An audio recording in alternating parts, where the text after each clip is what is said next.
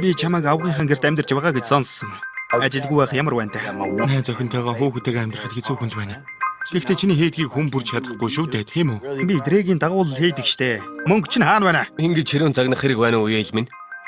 Би өөрчлөгдмөр байна. Чи хаашаа явж байна гэж бодов? Би гэртээ харих гэж байсан. Тэр чинь миний хүү байна. Яг одоо гэртээ буцаад ор үгүй бол би болгоод өгөн шүү. Ээжтэй минь тэгж ярих хэрэггүй шүү. Хэрвээ чамд одоогийн нөхцөл байдлаа өөрчлөх боломж олдвол чи хийх үү? За эхний бадгаа хүчтэй яваарай. Гудамжаар дахиж яваа шүү чи. За. Cruising down the street in my 6'4". Ёстой солиотой байна. Зайлваа тэгэхээр залуусаа намайг сайн сонс. Компноос гаралтай Ice Cube, Eazy-E, Dr. Dre та нар түүхийн гэрч болох гэж байна шүү дээ. Хүмүүс та нар руу ширддэг. Чи бол маш өвөрмөц хоолойтой. Энийг дэлхийд дахин харуул. They want end Та нар NWA-ийг хүсч байна уу? Тэгвэл харцгаа.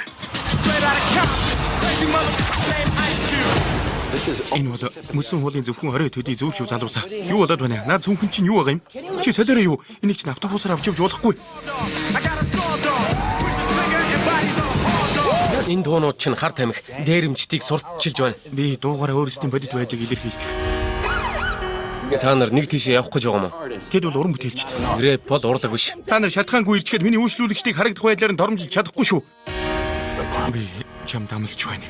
Одоо бүх зүйл өөрчлөгдөнө. Сонс. Чамд үнэнээ л хэлье. Би хипхопын талаар юу ч мэдэхгүй. Гэхдээ чамайг онцгой гэдгийг л мэдж байна. Чи дээрэмчин шиг амьдрмаар байна уу? Тэгвэл тэр чинь хин байна?